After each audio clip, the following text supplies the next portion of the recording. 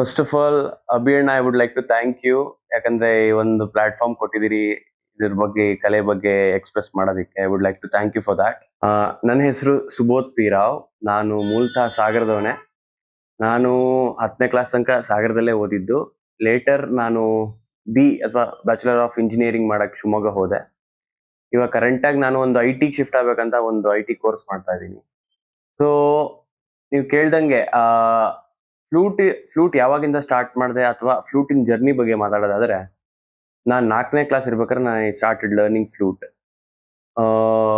ಅದ್ರ ಫ್ಯಾಸಿನೇಷನ್ ಹೇಗೆ ಅಂತ ಕೇಳೋದಾದ್ರೆ, ನಾನು ಸುಮಾರು ಫ್ಲೂಟ್ ಬಿಟ್ಸ್ ಆಗ್ಲಿ, ಮ್ಯೂಸಿಕಲ್ ಅಥವಾ ಕ್ಲಾಸಿಕಲ್ ಫ್ಲೂಟ್ ಬಿಟ್ಸ್ ಆಗ್ಲಿ, ಅಥವಾ ಹರಿಪ್ರಸಾದ್ ಚೌರಾಸಿಯವ್ರು ನುಡ್ಸೋದಾಗ್ಲಿ,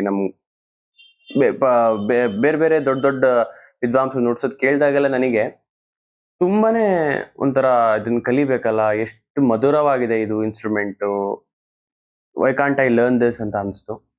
ಸೊ ನಾನು ಹುಡುಕ್ತಾ ಇದ್ದೆ, ಯಾರು ಒಳ್ಳೆ ಟ್ಯೂಟರ್ ಸಿಗ್ತಾರಾ, ನನ್ನ ಲೈಕ್ ಅವ್ರನ್ನ ಅವ್ರ ಶಿಷ್ಯನಾಗಿ ಮಾಡ್ಕೊಂತಾರ ಅಂತ ನಾನು I was waiting. So I was lucky that ನಂಗೆ ಇಲ್ಲಿ ಸಾಗರದಲ್ಲೇ ವಿದ್ವಾನ್ ರವಿ ಕುಗ್ವೆ ಅವರು ಒಬ್ರು ನನ್ನ ಗುರುಗಳು ಅವ್ರು ಸಿಕ್ಕಿದ್ರು. ಸೊ ಅವ್ರ ಹತ್ರ ನಾನು ಇನಿಷಿಯಲ್ ಕರ್ನಾಟಿಕ್ ಲೆಸನ್ಸ್ ಎಲ್ಲ ತಗೊಂಡೆ. ಫ್ರಮ್ ಬೇಸಿಕ್ ಹಿಡ್ಕೊಳ್ಳೋದಿಂದ ಹಿಡಿದು ಬ್ಲೋಯಿಂಗು, ಸರಿಗಮ ಪದ ನಿ ಸಾ ತನಕನು ಹೇಗ್ ನುಡ್ಸೋದು, ಅದ್ರ ಕೋಮಲ್ ಸ್ವರಾಸು, ಎಲ್ಲಾ ತರ ಸ್ವರ ವಿನ್ಯಾಸ ಎಲ್ಲದನ್ನು ಅವ್ರ ಹತ್ರ ನಾನು ಬೇಸಿಕ್ ಆಗಿ ನಾನು ಕಲ್ತ್ಕೊಂಡೆ. ಲೇಟರ್ ಕರ್ನಾಟಿಕ್ ಅಲ್ಲೇ ನನಗೆ ಅವ್ರ ಗುರುಗಳು ಅಂದ್ರೆ ರವಿ ಸರಿನ್ ಗುರುಗಳು ವಿದ್ವಾನ್ ಆನಂದರಾಮ್ ಭಟ್ ಅಂತ ಶಿವಮೊಗ್ಗದಲ್ಲಿ ಇರ್ತಾರೆ. ಅವರು ತುಂಬಾ ದೊಡ್ಡ ವಿದ್ವಾಂಸರು ಅವರು. ಸೊ ಅವ್ರ ಹತ್ರ ನಾನು ನೆಕ್ಸ್ಟ್ ಫರ್ದರ್ ನನ್ನ ಕರ್ನಾಟಿಕ್ ಲೆಸನ್ಸ್ ನಾನು ಕಲಿಯಕ್ಕೆ ಅವಕಾಶ ಸಿಕ್ತು ನನಗೆ. ಸುಮಾರು ಕೀರ್ತನೆಗಳು, ಆಮೇಲೆ ವರ್ಣಗಳು, ಕೀರ್ತನೆಗಳು, ದೇವರ ನಾಮಗಳು ಎಲ್ಲ ಅವ್ರ ಹತ್ರ ಎಲ್ಲ ಸ್ವಲ್ಪ ಪಾಠ ಹೇಳ್ಸ್ಕೊಂತಾನೆ ಇದ್ದೆ. ಇದು ಒಂದು ಸೈಡ್ ಆದ್ರೆ, ಹೀಗೆ ಕರ್ನಾಟಿಕ್ ನಾನು ಕಲಿಬೇಕಾರೆ I don't know, I got a serious strong interest on Hindustani classical music. ಯಾಕಂದ್ರೆ ಆ ನಾನು ಗಂಗೂಬಾಯಿ ಹಾನ್ಗಲ್ ಅವ್ರು ಹೇಳಿದ್ದಾಗ್ಲಿ, ಭೀಮಸೇನ್ ಜೋಶಿ ಅವ್ರು ಹೇಳಿದ್ದು ಹಾಡಿದ್ದು ಆ ಖಯಾಲ್ಗಳಾಗ್ಲಿ, ಬಡಾ ಖಯಾಲ್ಗಳಾಗ್ಲಿ, ವಿಲಂಬಿತ್ ಆಗ್ಲಿ, ಎಲ್ಲ ಕೇಳ್ತಾ ಕೇಳ್ತಾ ಕೇಳ್ತಾ ಅದೇನೋ ಒಂಥರ ಮೆಡಿಟೇಟಿವ್ ಮೋಡ್ ಆಗಿ ನನ್ಗೆ ಅದೇನೋ ತುಂಬಾ ಆ ತುಂಬಾನೇ ನನಗೆ ಇಂಟ್ರೆಸ್ಟ್ ಬೆಳೆದು ಬಿಡ್ತು ಈ ಹಿಂದೂಸ್ತಾನಿ ಕ್ಲಾಸಿಕಲ್ ಮ್ಯೂಸಿಕ್. ಸೊ ನನಗೆ ಅವಾಗ ಅನಿಸ್ತು, ನಾನು ಯಾಕೆ ಹಿಂದೂಸ್ತಾನಿಗೆ ಕಲಿಬಾರ್ದು, ಲೈಕ್ ತುಂಬಾನೇ ಇಂಟ್ರೆಸ್ಟ್ ಜಾಸ್ತಿ ಆಗೋಯ್ತು ನನಗೆ ಹಿಂದೂಸ್ತಾನಿ ಮೇಲೆ. ಆಮೇಲೆ ಸೊ ನಾನು ಅದಕ್ಕೂ ಹುಡುಕ್ತಾ ಇದ್ದೆ, ಹಿಂದೂಸ್ತಾನಿ ಯಾರ ಟ್ಯೂಟರ್ಸ್ ಇದಾರಾ, ನಾನು ಕರ್ನಾಟಿಕ್ ಕಲ್ತ್ಬಿಟ್ಟಿದೀನಿ, ಏನ್ ಮಾಡೋದು, ಯಾರ ಇದಾರ ಅಂತ ನಾನೇ ವಾಸ್ ಸರ್ಚಿಂಗ್. ಸೊ ನಮ್ಮಮ್ಮ ಲೆಕ್ಚರರ್ ಆದ್ರಿಂದ ನಮ್ಮಮ್ಮನ ಕೊಲೀಗು ಡಾಕ್ಟರ್ ನವೀನ್ ಶರ್ಮಾ ಅಂತ ಸಾಗರದಲ್ಲೇ ಇರ್ತಾರೆ. ಅವ್ರು ಬೇಸಿಕಲಿ ಬಂದ್ಬಿಟ್ಟು ಅವರು ಉಳೆಗಾರು.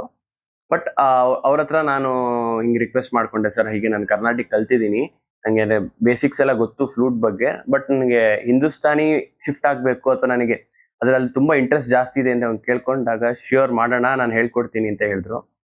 ಸೊ ಅವ್ರ ಹತ್ರ ನಾನು ಹಿಂದೂಸ್ತಾನಿ ಬೇಸಿಕ್ಸ್ ಎಲ್ಲ ನಾನು ಅಂದ್ರೆ ಲೈಕ್ ಕರ್ನಾಟಿಕ್ ಅಲ್ಲಿ ಇಟ್ಕೊಳ್ಳೋ ಅಥವಾ ನುಡ್ಸೋ ರೀತಿ ಬೇರೆ ಇದ್ರೆ, ಹಿಂದೂಸ್ತಾನಿಲಿ ಬೇರೆ ತರ ಇರುತ್ತೆ. ಸೊ ನಾನು ಅವ್ರ ಹಿಂದೂಸ್ತಾನಿ ಶೈಲಿಲಿ ಹೇಗೆ ನಾನು ನುಡ್ಸ್ಬೋದು ಅನ್ನೋದೆಲ್ಲ ಬೇಸಿಕ್ಸ್ ಅವ್ರ ಹತ್ರ ನಾನು ಕಲ್ತ್ಕೊಂಡೆ. 1, 2, 3 ವರ್ಷ, 4 ವರ್ಷ ನಾನು ಅವ್ರ ಹತ್ರ ಕಲ್ತ್ಕೊಂಡೆ. ಲೇಟರ್ ಇನ್ನು ಫರ್ದರ್ ಆಗಿ ಲೈಕ್ ಇನ್ನು ಅದ್ರ ಮೇಲೆ ಸ್ವಲ್ಪ ಕಾಂಪ್ಲೆಕ್ಸ್ ಇರೋಂಥದ್ದು ಅದೆಲ್ಲ ನಾನು ಇಲ್ಲಿ ಸಿದ್ದಾಪುರ ಹತ್ರ ವಿದ್ವಾನ್ ಅಥವಾ ಪಂಡಿತ್ ಕಿರಣ್ ಹೆಗಡೆ ಅಂತ ಒಬ್ಬಿದ್ದಾರೆ ಮಗೆಗಾರಲ್ಲಿ. ಸೊ ನಾನು ಅವ್ರ ಹತ್ರ ರಿಕ್ವೆಸ್ಟ್ ಮಾಡ್ಕೊಂಡೆ, ಹೀಗೆ ಸರ್ ನಾನು ನಿಮ್ ಸ್ಟೂಡೆಂಟ್ ಆಗ್ಬೇಕು, ಸ್ವಲ್ಪ ಫರ್ದರ್ ಕಲಿಬೇಕು ಅಂತ. ಸೊ ನಾನು ಲೇಟರ್ ಅವ್ರ ಹತ್ರ ಒಂದು ಸ್ವಲ್ಪ ಒಳ್ಳೊಳ್ಳೆ ರಾಗಗಳನ್ನೆಲ್ಲ ಕಲಿತೆ. ಮುಕ್ಕಿ, ಕಟ್ಕ, ಮೀಂಡ್ ತೆಗೆಯೋದೆಲ್ಲ ಹೇಗೆ ಅಂತ ಅವ್ರ ಹತ್ರ ಸ್ವಲ್ಪ ಕಲ್ತ್ಕೊಂಡೆ. ಲೇಟರ್ ಕೊರೋನಾ ಸ್ಟಾರ್ಟ್ ಆದಾಗ ಐ ವುಡ್ ಸೇ ನಾನು must be the very luckiest man ಅಂತಾನೆ ಹೇಳ್ಬೇಕು. ಯಾಕಂದ್ರೆ ನಮ್ ಸರ್ದು ಒಂದು ಸಂಜೋಗ್ ಚಾರಿಟೇಬಲ್ ಟ್ರಸ್ಟ್ ಅಂತ ಇದೆ. ಸೊ ಅಲ್ಲಿ ಹಾಕಿದ್ರು ಆನ್ಲೈನ್ ಕ್ಲಾಸಸ್ ಅವೈಲೇಬಲ್ ಹಾಗೆ ಅಂತೆಲ್ಲ. ಸೊ ನಾನೇನ್ ಮಾಡಿದೆ, ಹೇಗೂ ನಾವೆಲ್ಲ ಮನೇಲಿ ಇದ್ವಿ ಕೊರೋನಾ ಟೈಮಲ್ಲಿ, ಎಲ್ಲರೂ ನುಡ್ಸೋದು ಏನೇನಾಗತ್ತೆ ಎಲ್ಲ ಪ್ರಯತ್ನಗಳನ್ನೆಲ್ಲ ಮಾಡ್ತಾ ಇದ್ದೆ. ಲೇಟರ್ ಅದೇ ಚಾರಿಟೇಬಲ್ ಟ್ರಸ್ಟ್ ಅಲ್ಲಿ ಒಂದು ಹಾಕಿದ್ರು, online classes available, you can contact this number ಅಂತ ಹೇಳ್ಬಿಟ್ಟು ಹಾಕಿದ್ರು. ಸೊ ನಾನು ಅಲ್ಲಿ ಕಾಂಟ್ಯಾಕ್ಟ್ ಮಾಡಿದಾಗ ಅವರು ನಾನು ಹೇಗೆ ನುಡಿಸ್ತೀನಿ, ನನ್ನ ಬೇಸಿಕ್ಸ್ ಹೇಗಿದೆ ಅಂತ ಚೆಕ್ ಮಾಡಕ್ಕೆ ಒಂದು ವಿಡಿಯೋ ಕಳಿಸು ಅಂತ ಅಂದ್ರು. ಸೊ ನಾನು ಎಲ್ಲ ನುಡಿಸ್ಬಿಟ್ಟು ರಾಗ್ ಯಮನ್ ಪ್ಲೇ ಮಾಡ್ಬಿಟ್ಟು ಅವ್ರಿಗೆ ಕಳಿಸ್ಬಿಟ್ಟು ಸುಮಾರು ದಿನ ಆದ್ರೂ ರಿಪ್ಲೈ ಇರ್ಲಿಲ್ಲ ನನಗೆ. 1-2 ತಿಂಗಳೇನೋ, ಐ ಥಿಂಕ್ 2-3 ತಿಂಗಳೇನೋ ಕಾದೆ ನಾನು. ಕಾದ್ ಇನ್ನು ರಿಪ್ಲೈ ಬಂದಿಲ್ಲ. ಓಕೆ, ಏನೇನಪ್ಪ ಅಂತ ನಾನು ಸುಮ್ಮನೆ ಇದ್ದೆ. But one day I got a message that you are selected for the online classes round, that you are selected to the seniors batch ಅಂತಾನೆ ಬಂತು. ಯಾರ ಹತ್ರ ಅಂದ್ರೆ ನನ್ನ other than Praveen Godkhindi sir classes. So ನಾನು ಕರೆಂಟ್ ಆಗಿ ಅವ್ರ ಹತ್ರನೇ ಕಲಿತಾ ಇದ್ದೀನಿ. ಪ್ರವೀಣ್ ಗುಡ್ಕಿಂಡಿ ಸರ್ ಮತ್ತೆ ಅವ್ರ ಮಗ ಷಡಜ್ ಗುಡ್ಕಿಂಡಿ ಅವ್ರ ಹತ್ರನೂ ನಾನು ಕಲಿತಾ ಇದ್ದೀನಿ. ಆಯ್ತು, ಈಗ ಒಂದು 4 ವರ್ಷ ಅಂತೂ ಆಗ್ತಾ ಬಂತು ಈಗ ಅವ್ರ ಹತ್ರ ಕಲಿತಾ. ಅದೇ ಈ ತರ ಪ್ರೊಸೆಸ್ ಇನ್ನು ಮುಂದೆ ಹೋಗ್ತಾನೆ ಇದೆ.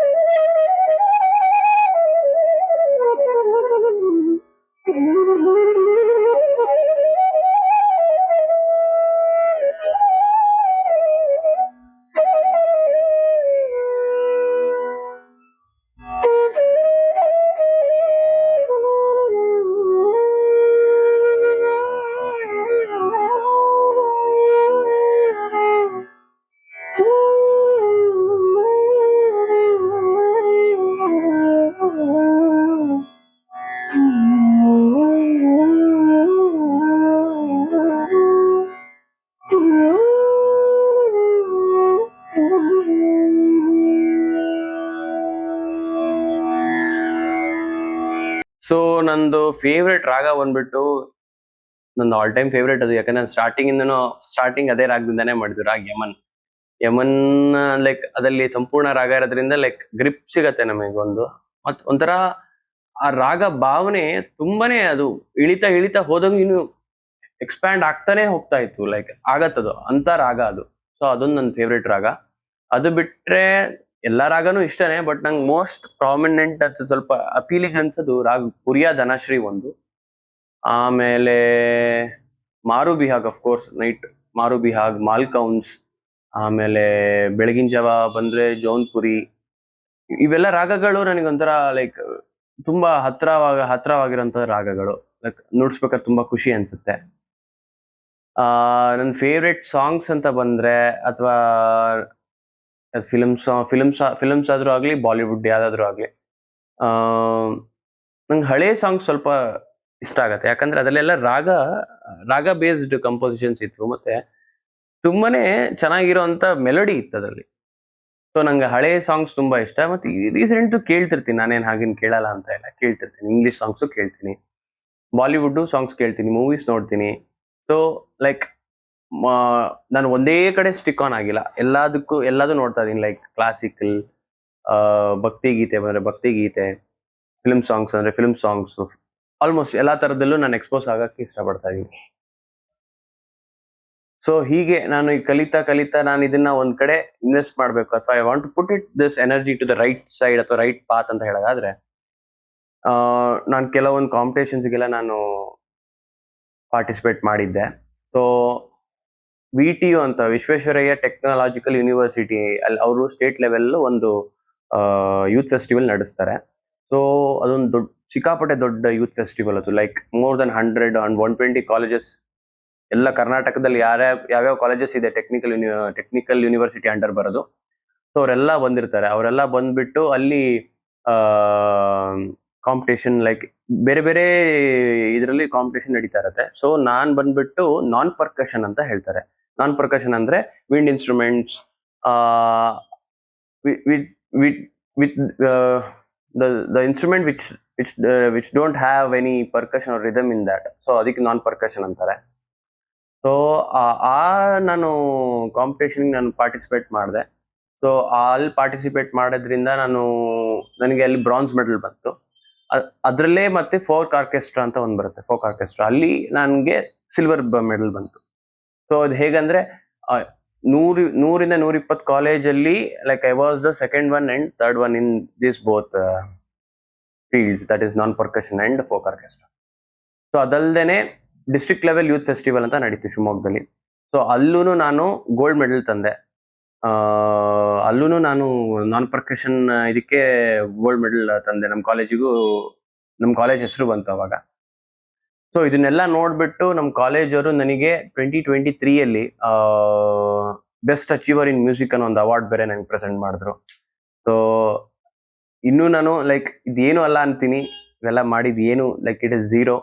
There are lot of things to do, lot of things to learn. ಈಗ ನಾವು ಇರೋದ್ ಏನು ಅಲ್ಲ ಅನ್ಕೊಂತೀನಿ ನನ್ನ ಪ್ರಕಾರ. ಯಾಕಂದ್ರೆ like we have to learn more and more and more. ಇದು ಎಷ್ಟು ಕಲ್ತ್ರು ಅದು ಸಾಕ ಅನ್ಸೋದೇ ಇಲ್ಲ ಅಂತ ಫೀಲ್ಡ್ ಇದು.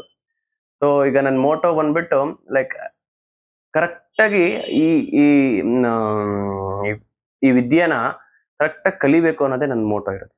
ಸೊ ಎಕ್ಸಲೆನ್ಸ್ ಇದ್ರೆ ಎಲ್ಲದೂ ನಮ್ಮ ಹಿಂದೆ ಬರುತ್ತೆ. ಸೊ ನಾವು ಕರೆಕ್ಟಾಗಿ ಕಲ್ತ್ಬಿಟ್ಟು ಈ ನಾಲೆಜ್ ನಾವು ಕರೆಕ್ಟ್ ಪಾತಿಗೆ ನಾವು ಹಾಕಿದ್ರೆ ಆಟೋಮೆಟಿಕಲಿ ನಮ್ದು ಏನೇನು ವಿಷಸ್ ಇರುತ್ತೆ ಅದೆಲ್ಲದೂ ಫುಲ್ಫಿಲ್ ಆಗ್ತಾ ಬರುತ್ತೆ.